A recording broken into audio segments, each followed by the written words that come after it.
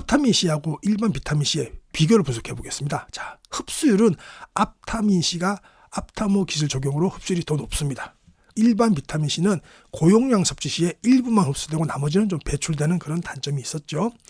또 지속성에 있어서는 앞타민 C가 체내에서 더 오래 머물러서 효과가 지속되고요.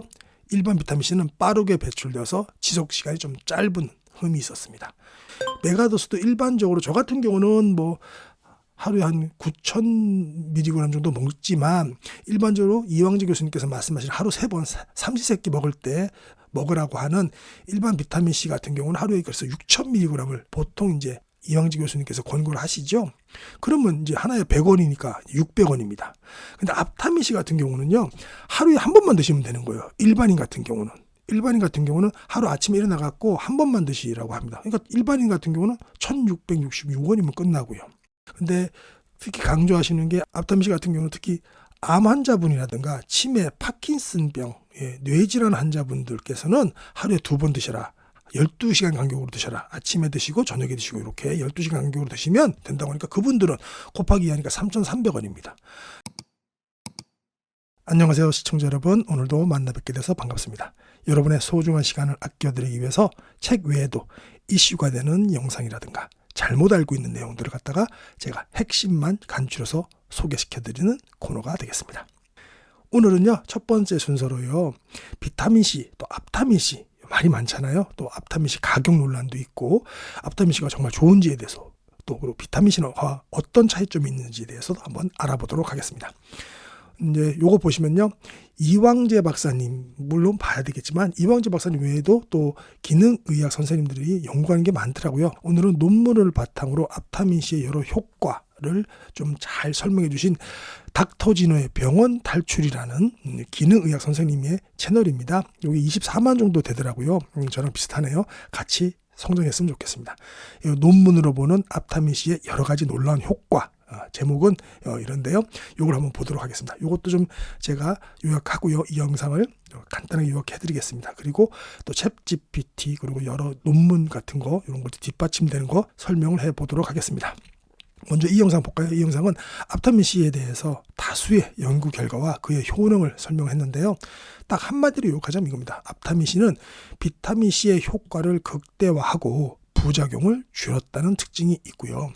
특히 신경보호 및 노화 관련 질환 예방이 되고 항암 효과, 또 피부 개선 등 다양한 분야에서의 가능성이 지금 드러나고 있고요.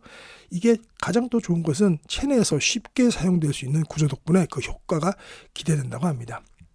볼까요?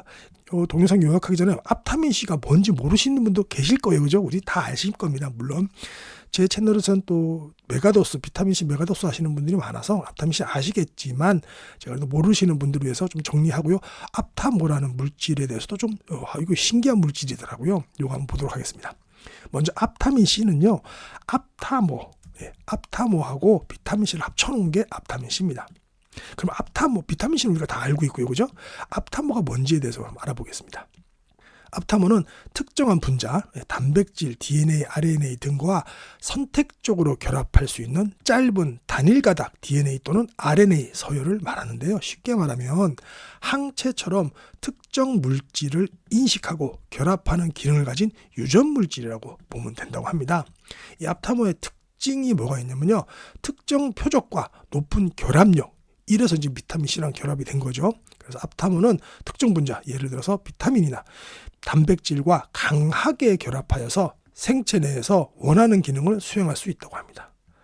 앞타민C의 경우에는 비타민C가 체내에서 더 오래 유지되도록 돕는 역할을 한다고 하네요. 그 다음에 두 번째는 작고 안정적이다. 일반적인 항체보다 크기가 작고 화학적으로 안정적이어서 열이나 환경 변화에도 잘 적응하고 견딘다고 합니다. 이것도 좋은 기능이네요. 세 번째는 항체보다 생산이 용이하다는 건데요. 기존의 단백질 항체는 동물 세포를 이용한 복잡한 공정을 거쳐야 하지만 앞타모는 시험관 내에서 합성 가능하여 비용이 낮고 대량 생산이 쉽다고 합니다.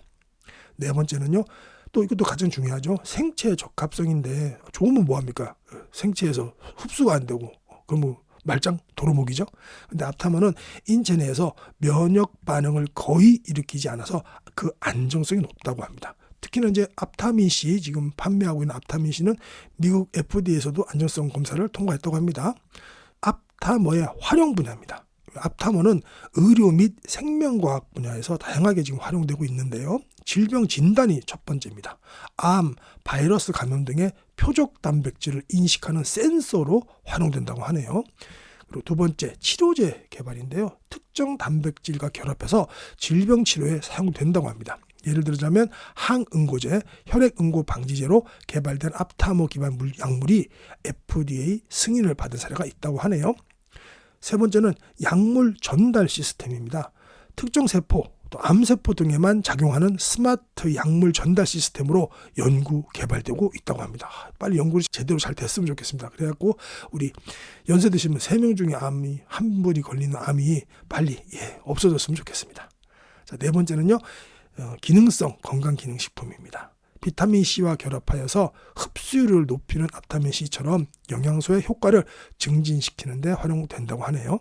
자, 그러면 앞타민 C에서 앞타머의 역할이 뭘까? 한번 궁금하죠? 왜 비타민 C와 앞타머를 합쳤을까라는 거죠. 이게 제일 중요한 겁니다. 앞타민 C는 앞타머 기술을 활용해서 비타민 C의 흡수율을 높이고 체내 지속 시간을 증가시킨 제품입니다. 이게 가장 중요합니다. 이거 제가 노란색을 안 쳤는데요. 다시 한번 치겠습니다. 이거는 앞타민 C가 다른 거 그냥 비타민 C하고 다른 점은 이 흡수율을 높이고요. 체내 지속 시간을 증가시켰다는 데 의의가 있다고 합니다. 즉 비타민 C가 빠르게 배출되지 않고 몸속에서 더 오래 머물면서 그 효과를 발휘할 수 있도록 돕는다는 거죠. 앞타머 기술 덕분에 앞타민 C는 기존의 비타민 C보다 더 효율적인 항산화 및 면역 강화 효과를 누릴 수 있는 거죠. 이제 뒤에 좀 더 한 번 더 설명드리겠지만 이왕재 교수님의 인터뷰를 제가 들어보니까요. 이왕재 교수님께서 비타민 C도 계속 먹어야 되는데 앞타민 C도 같이 드시면서 복용법도 제가 뒤에 알려드리겠습니다. 근데 이왕재 교수님께서 항상 연구하면서 2% 부족했던 게 뭐냐면 비타민 C가 치매, 파킨스 병 같은 그런 게 뇌질환에 관해서는 좀 약했다는 거예요.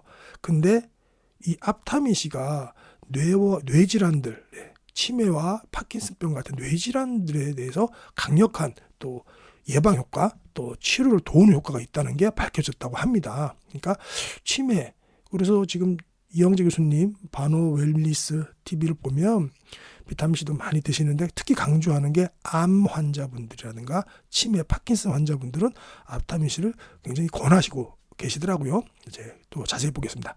요거는 이제 제가 여러 문헌을 찾아서 알려드린 거고요. 이제 아까 위에 봤던 그 동영상에 대한 서론부터 보도록 하겠습니다. 동영상을 좀 정리 좀 할게요. 이론적으로 비타민 C의 효과를 극대화하고 부작용을 줄이는 데 기여하고요. 특히 비타민 C가 체내에서 빨리 산화되거나 햇빛 및 공기에 노출되는 경우 효과를 이룰 수 있다는 단점을 보완했다고 설명했습니다. 특히 닥터 신호 박사님께서는 앞타민 C의 연구 배경과 협력에 대해서 말씀하셨는데요. 각 분야의 교수님들이 연구를 많이 발표했는데요. 코넬대학교, 서울대학교, 경희대학교 교수님들이 발표한 논문들, 주로 SCI급 논문들에 대해서 많이 분석을 하셨더라고요. 이 내용들은 다 이분이 그냥 어디서 긁고 온 게 아니고 요 코넬대부터 시작하고 다 정쟁한 대학들이죠. 코넬대, 서울대, 경희대학교 교수님들께서 발표한 논문, 그걸 바탕으로 정리를 해놓으셨습니다. 자, 그럼 앞타민 C의 조합과 특성에 대해서 한번 정리해봤는데요. 앞타머와 비타민 C를 결합하여서 비타민 C 고유의 효과를 극대화시켰다는 데 의의가 있고요. 부작용이 줄어들며 비타민 C가 빠르게 산화되어 효과를 잃지 않도록 개선되었다는 거죠. 햇빛이나 공기 중에 노출 시 효과 상실을 방지하기 위한 방법이 적용되었다고 볼 수 있습니다. 세 번째는 앞타민 C의 뇌기능 보호 효과인데요. 앞타민 C는 파킨슨병에서 신경 보호 효과를 나타내고 도파민 세포의 손실을 줄이고 산화적 손실을 감소시킨다는 논문이 있다고 합니다. 뇌는 에너지를 많이 소모하고 많은 산화 스트레스를 발생시키는데 일반 항산화제는 뇌로 잘 들어가지 못하는 반면에 앞타민 C는 뇌로 쉽게 전달된다고 합니다. 이 부분이 우리 이왕재 교수님께서도 일반 비타민 C는 2% 부족했다는 게 이 부분인 것 같아요. 그래서 이 앞타민 C는 뇌로 쉽게 전달이 된다고 합니다. 그래서 앞타민C는 스트레스와 열로 인한 뇌의 산화적 손상을 줄이고 신경 손상을 최소화하고 인지 기능과 운동 능력을 유지하는 데 기여한다고 보고됐고요. 이러한 효과는 파킨슨병 외에도 루이소체 치매와 같은 다양한 신경퇴행성 질환에 확인될 수 있었다고 합니다. 앞타민C에 대한 임상 연구 결과는 긍정적인데, 하지만 완전한 회복을 경험한 사례는 아직 보고되지 않았다고 하는데, 사실 이제 어떻게 보면 치매가 이게 다시 정상으로 돌아올 수 있는 병은 아니잖아요, 그죠? 예. 악화일로거나 아니면 악화를 멈추거나 정도인데, 이 정도만 하더라도 현재로서는 굉장한 성과다라고 이방지 교수님께서도 말씀하시는 걸로 알고 있습니다.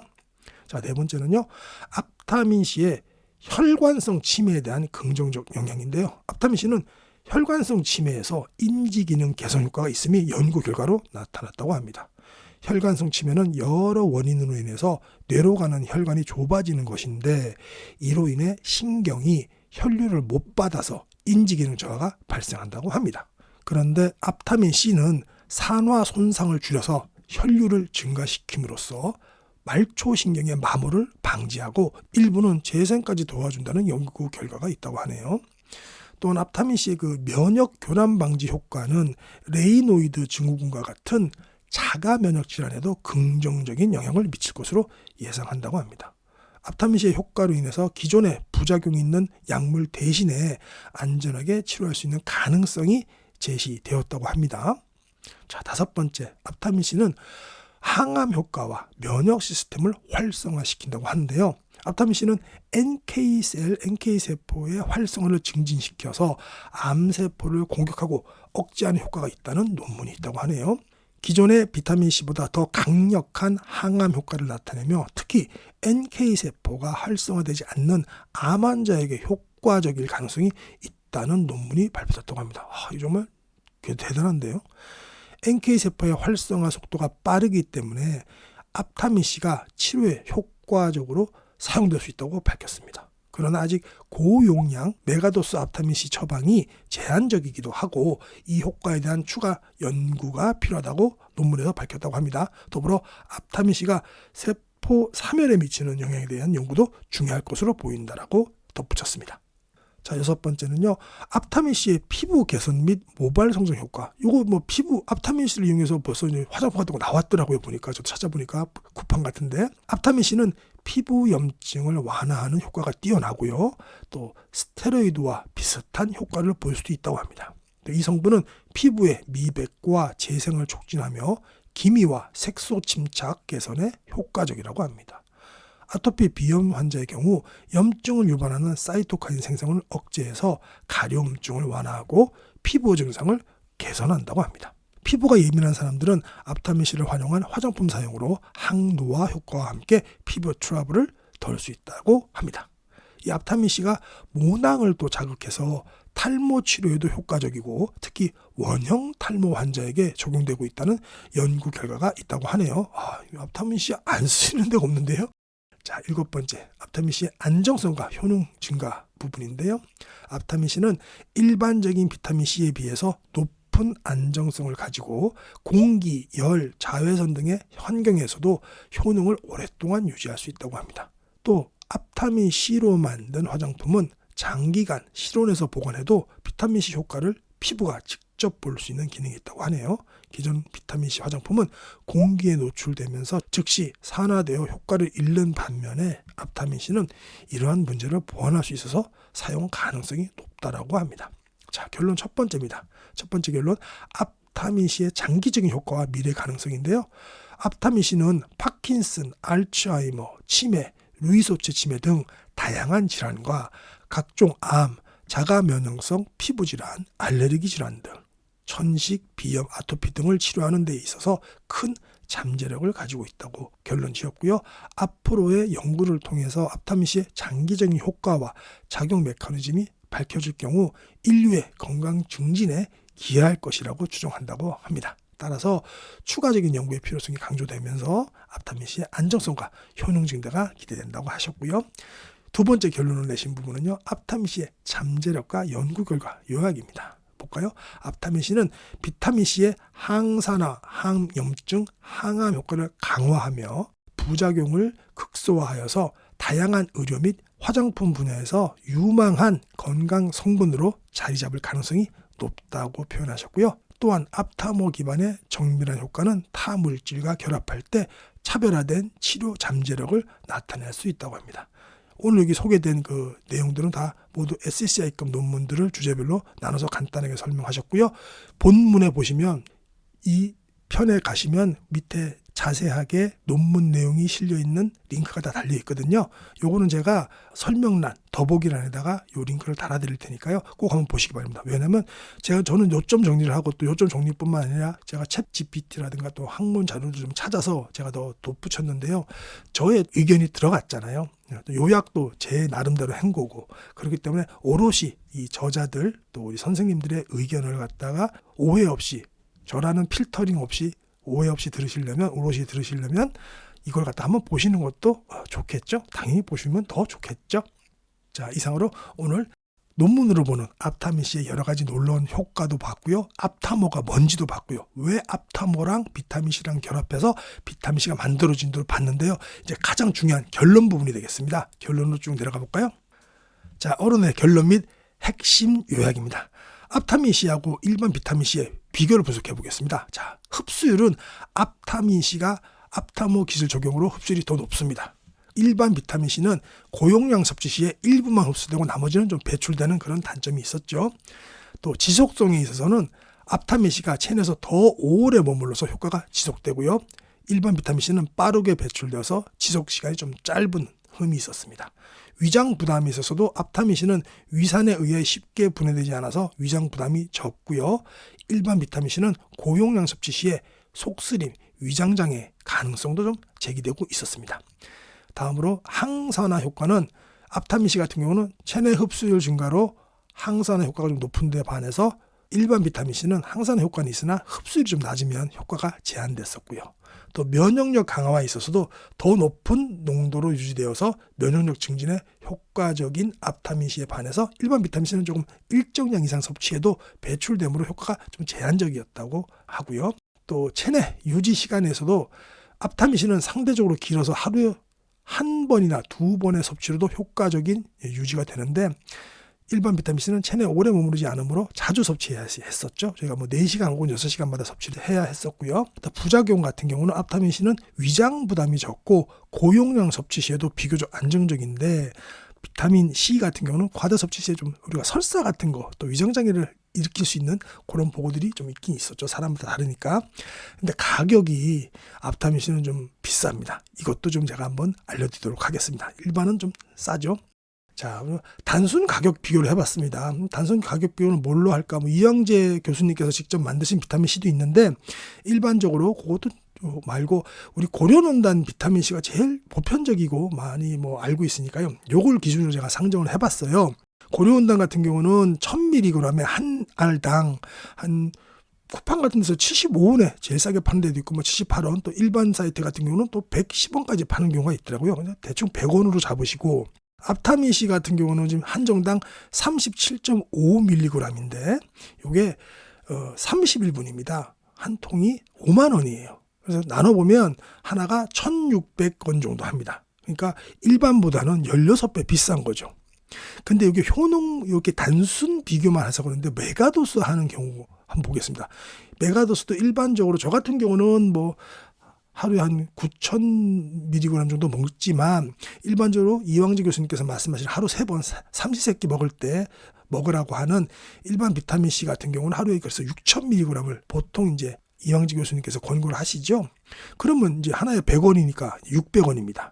근데 앞타민C 같은 경우는요, 하루에 한 번만 드시면 되는 거예요. 일반인 같은 경우는 하루 아침에 일어나갖고 한 번만 드시라고 합니다. 그러니까 일반인 같은 경우는 1,666원이면 끝나고요. 근데 특히 강조하시는 게 앞타민C 같은 경우는 특히 암 환자분이라든가 치매, 파킨슨병, 뇌질환 환자분들께서는 하루에 2번 드셔라. 12시간 간격으로 드셔라. 아침에 드시고 저녁에 드시고 이렇게 12시간 간격으로 드시면 된다고 하니까 그분들은 곱하기 하니까 3,300원입니다.